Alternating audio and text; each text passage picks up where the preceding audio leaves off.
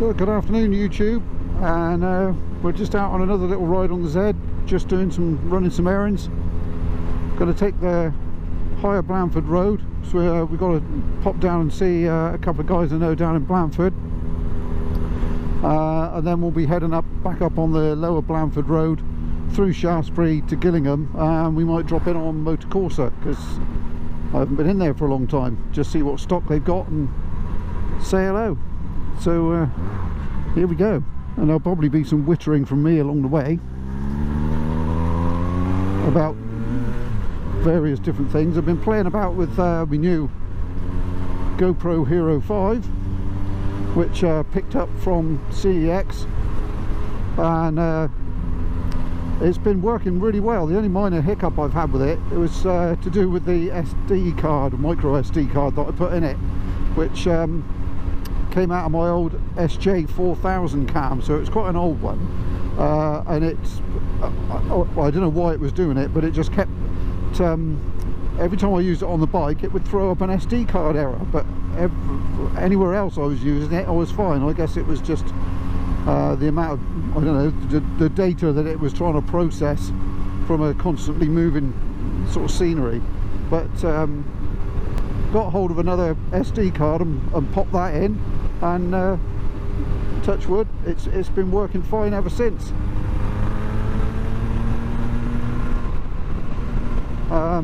So hopefully you're going to enjoy the footage a bit better, because now it's all image stabilized, which of course with the old Hero 4, 3 plus even, it's not.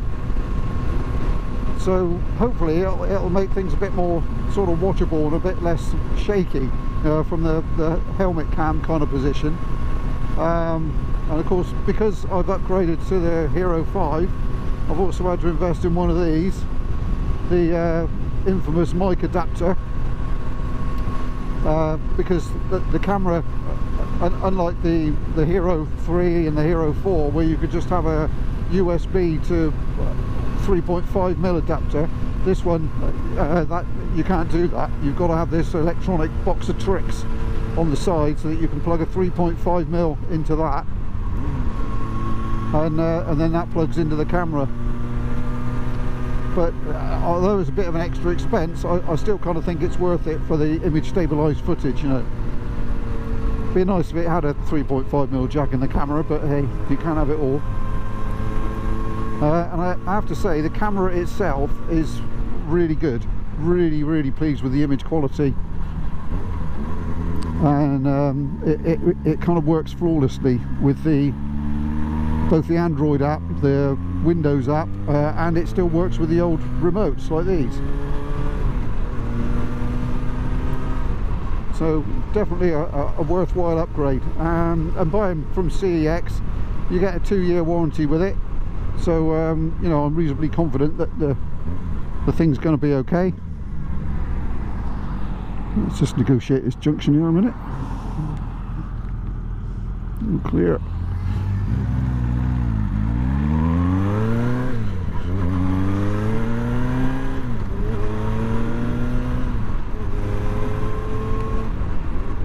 So the other thing to bear in mind with any of the Hero 5 and up cameras, they're kind of waterproof in their own skin, as it were. You don't actually need a box like this for them to be waterproof.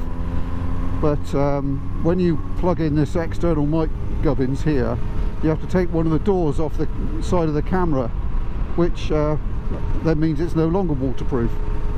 So to protect the camera, I've bought a dive case for it, and it protects the lens as well, obviously, you know, just in case there's some gravel strike or something like that while I'm riding.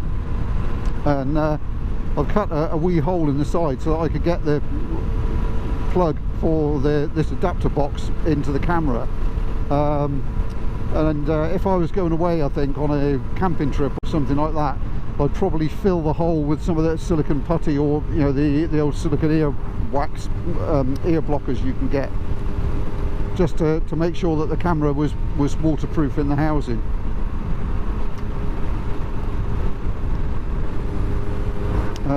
And the other thing with the Hero 5 is a lot heavier than the Hero 3 Plus that I've got there, It was quite a noticeable difference when I first clipped the camera on the front of the helmet and sort of put it on, but now I've kind of got used to it. Oh, I don't think that camera's picking it up. There's a plane coming in to land it. We're just coming up to Compton Abbas Airfield, riding along the top of the downs here. We'll go right past it in a minute. So anyway, that's what I've been mucking about with the camera and trying to mess about with the mount on the helmet and get that right and try and get the camera positioned properly, and because the case is a bit bulkier, so I've had to sort of move it out and a bit further to one side just so I can still get to all the vents and everything on the front of the lid. So this is a bit of a test footage really. I'm hoping it's all going to work out alright, because the last lot of footage that I managed to shoot, the camera wasn't level. So it looked pretty pants really. It just looked like I was riding into a side wind all the time.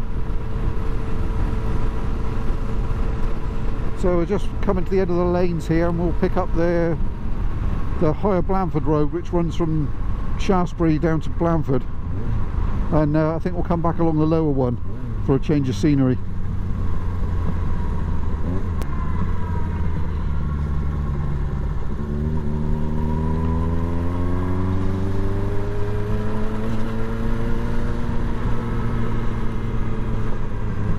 There's a bit of view of Blackmore Vale across there.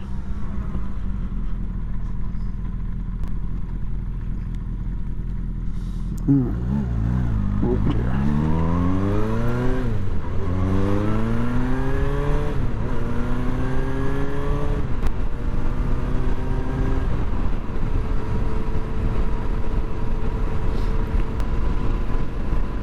So this road that we're headed down now, I can't remember the road name.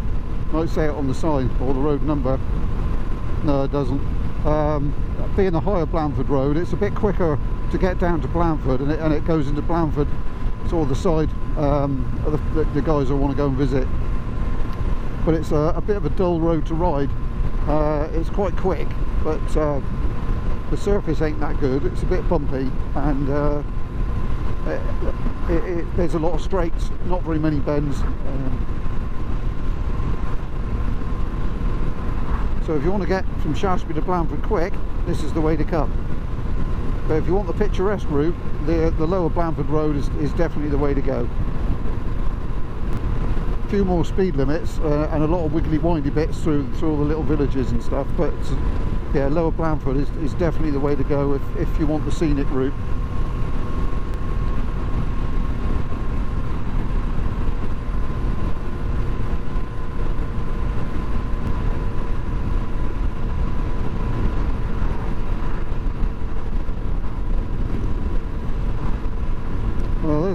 Blast from the recent past. Sportster. Yeah, I really miss my Sportster. Can't see myself really being able to afford another one for a while. So don't know if court processes get themselves in order and I'm sorted for the winter, maybe I'll look for a winter project and build myself something sort of cruiser style. Don't think I'm going to be able to stretch to another Harley, but I've kind of been there and done that, so we'll try a Jap cruiser next. Got half an eye on eBay for a 750 Spectre or something like that, which I don't think was officially imported over here. I think it's an American model, but it's a 750 Kawasaki, pretty similar engine to this, and it's a sort of shaft drive cruiser, and I've seen some quite wicked sort of bobber custom style one, so I wouldn't mind having a go at that if I can find one at a reasonable sort of kind of price. But that's always funds permitting, etc. At some point I'm going to have to start going back to the office as well. At the moment I'm still one of the lucky people who can work from home, and the firm is being fairly sort of stringent about that. They don't want anyone mixing in the office more than absolutely have to, so I've been working from home for basically 18 months, which is good. I haven't been furloughed, been able to work the whole time, so You know, in one way it's good. You know, I haven't had a drop in wages, which a lot of other people did during the furlough, but didn't get any time off either. So business still continued.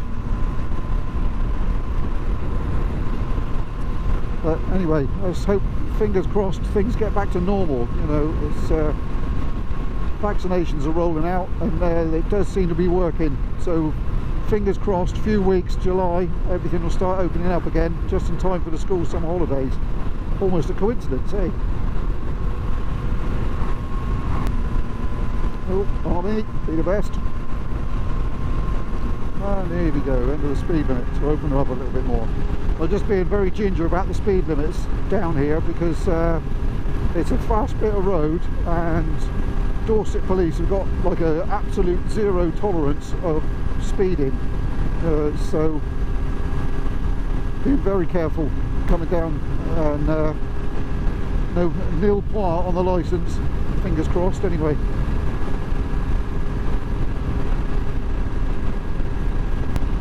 So I've been thinking kind of long and hard really about publishing the channel, because up until this point the channel's been kind of by direct linked, you know, to the videos only, so it doesn't come up on a YouTube search.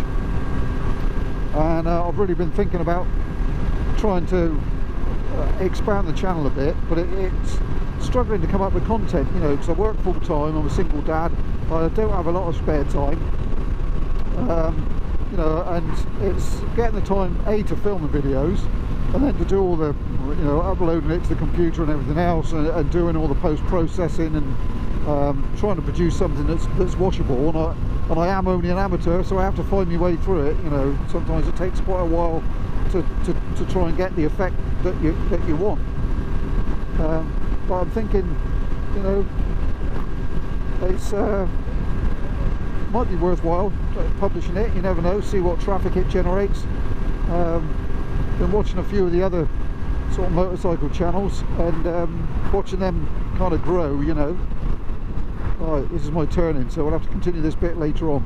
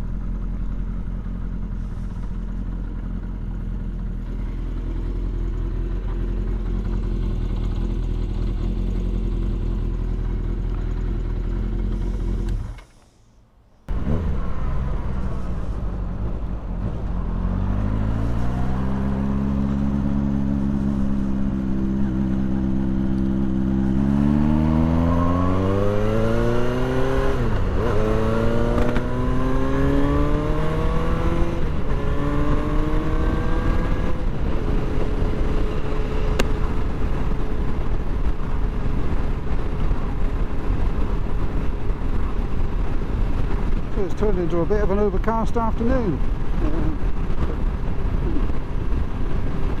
Never mind. So we're now back on the lower Blandford Road, which is the A350, and this will wiggle its way through the countryside back up towards Shaftesbury,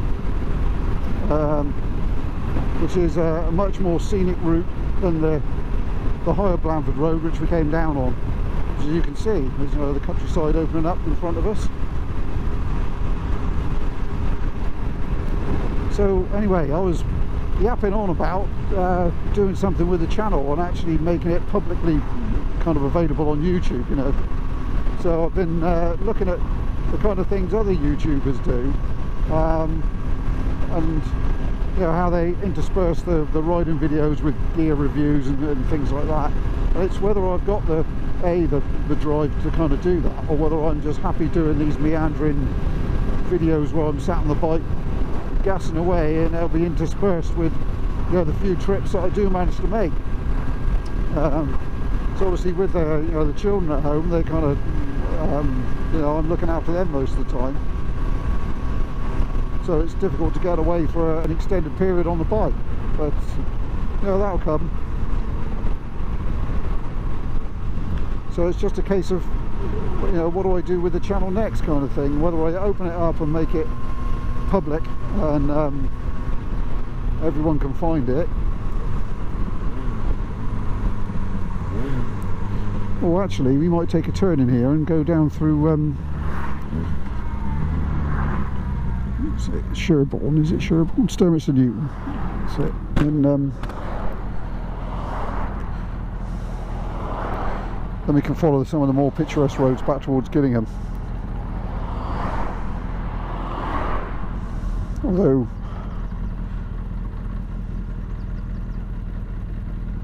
having said that, I'm not sure about the petrol, because I seem to have done rather a lot of miles on this tank full, so I think that's going to drop quite quick.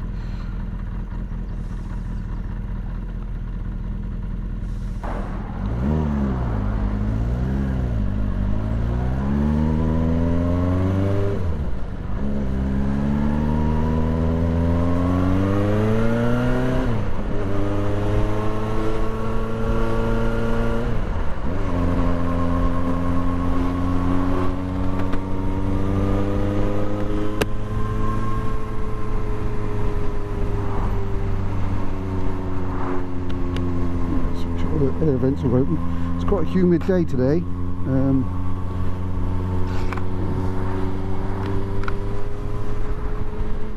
So it's nice to get as much airflow through as you can.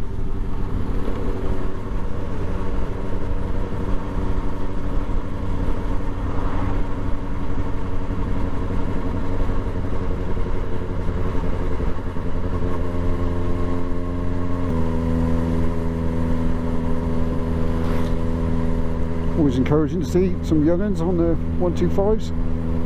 Well, I'm assuming there's a young'un on L plates, but more people, you know, coming onto two wheels, that's always good.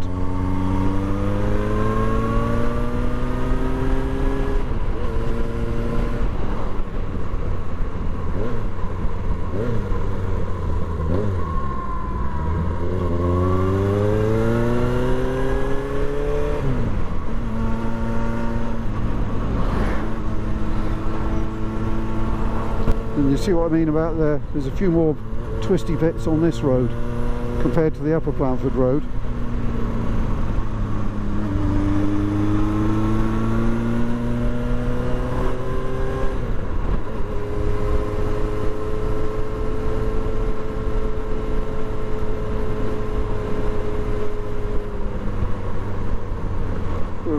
Gravel on the road there.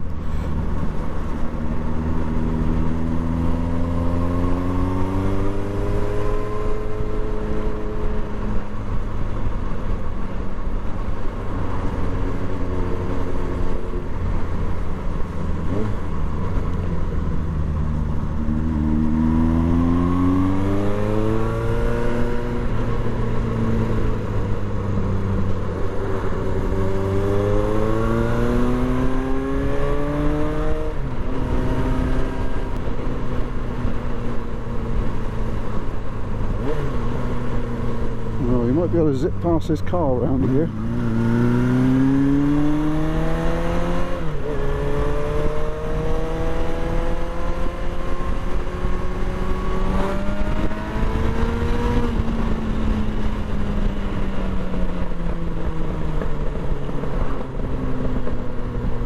I don't think he was very happy about that, but hey.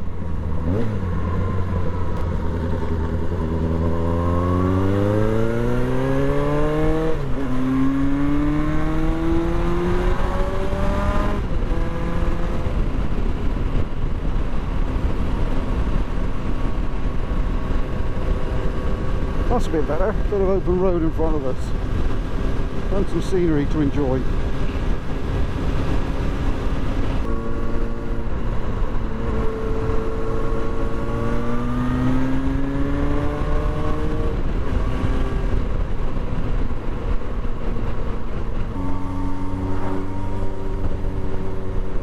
This is the only problem with this road, because it is so bendy and windy.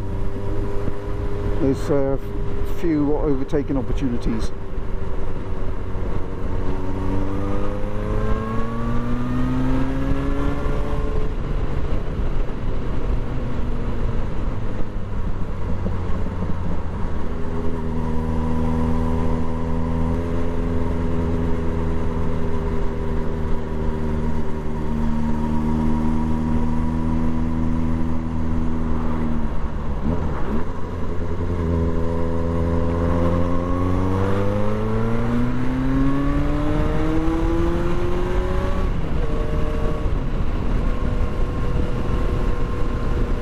like we'll be traffic free for the last little bit up into Shaftesbury. That's good.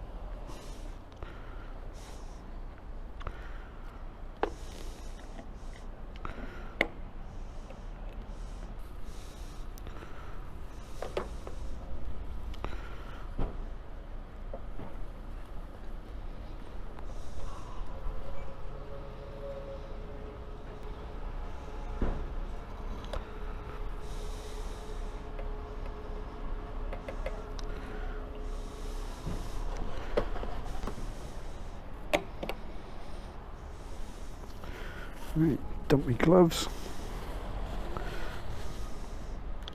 and go and pay.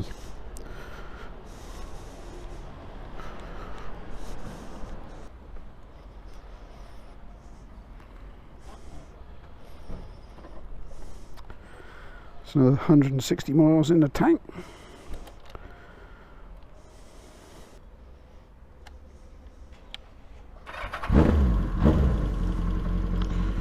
Right, so looking at the grades of the petrol there, E5, which means it's a 5% ethanol mix, which for an old bike like this is just about all it can tolerate. So it's unusual there. They're selling normal unleaded, which was E5 as well, but pretty much everywhere is going to E10. And then after that it'll be E15, and we'll probably go, you know, like the way they do in the States, you know. But for old carburettor engines, you know, the ethanol doesn't do them any good. It absorbs water a bit like brake fluid does, hygroscopic, and which obviously isn't very good for a steel fuel tank. And the ethanol also attacks rubber and I think brass and the alloy components in the fuel system as well. So and the petrol can tend to separate from the ethanol, which I didn't realise. If it's left too long, oh dear, this doesn't look good. Which obviously doesn't do it any good. You know, if the fuel separates, then you've got this horrible like emulsion mess in your fuel tank, which is not brilliant, you know. So for the older bikes, the ethanol isn't very good when it gets to the higher concentrations. So I'm hoping that you know, super unleaded is going to stay E5 for quite some time.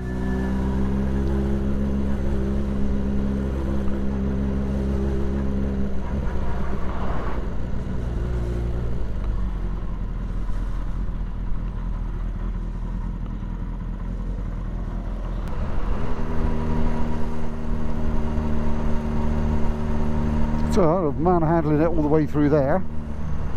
We're now just coming up the turning from Gillingham up towards Wycombe, Wincanton, where Motor Corsa is. So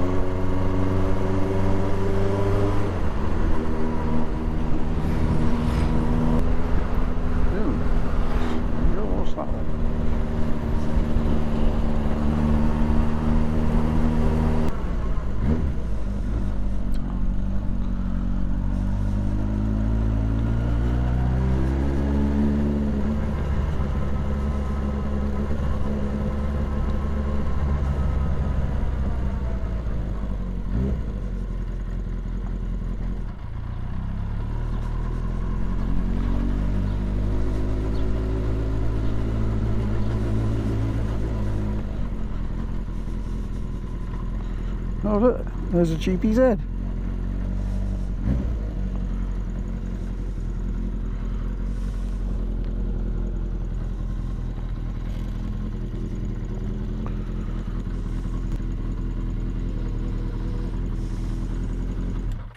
Right, more to see once we're inside.